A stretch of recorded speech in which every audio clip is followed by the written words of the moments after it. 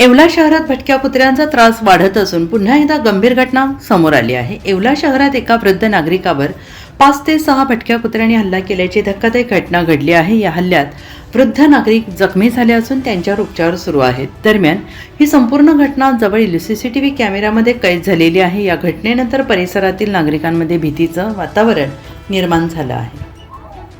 काल येवला शहरात आपल्या अतिशय भयानक दुर्घटना घडली। या अगोदर सुद्धा येवल्यात कुत्र्यांचा सुळसुळाट होताच।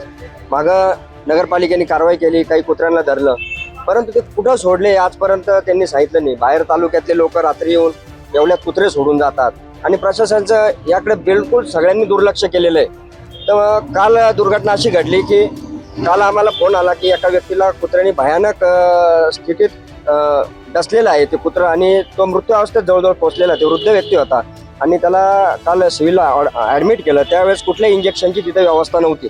या अगोदर सुद्धा आम्ही शिवसेनेतर्फे मागणी केली होती की तिथे इंजेक्शनची व्यवस्था करावी, परंतु अजून सुद्धा सिव्हिल हॉस्पिटलला कुठल्याही प्रकारच्या कुत्र्याने चावा घेतल्यानंतर इंजेक्शनची व्यवस्था नाही। तो व्यक्ती पूर्णतः मरणासन्न अवस्थेत होता। सिव्हिल हॉस्पिटलने बी त्याला ॲडमिट करण्यास नकार दिला। त्यावेळेस कुणाल दराडे आमचे नेते कुणाल दराडे यांनी स्वतः ते तिथं उपस्थित होते, आम्ही स्वतः तिथं उपस्थित होतो। त्यांनी सांगितलं का याला ॲडमिट करून घ्या। त्यांनी सांगितलं की यांचा इलाज इथं होणार नाही, तर त्याच क्षणाला नाशिकला कोण नेणार, ॲम्ब्युलन्स बी उपलब्ध नव्हती। त्यावेळेस कुणाल भाऊंनी स्वतः ॲम्ब्युलन्सची व्यवस्था केली, आर्थिक मदत केली आणि त्या व्यक्तीला त्वरित नाशिकला जायची व्यवस्था केली। परंतु आमचं म्हणणं हे आहे की मागं सुद्धा एका मुलीचा कुत्र्याच्या चावामुळे तो मृत्यू झाला। कुत्र्यांचा इतका सुळसुळाट झालेला आहे येवले शहरात, प्रशासनाने इतकं दुर्लक्ष केलेलं आहे की लहान पोरांना, मी माझा अनुभव सांगतो की लहान पोरं खेळत असताना 2-4 व्यक्तींना तिथं थांबावं लागतं।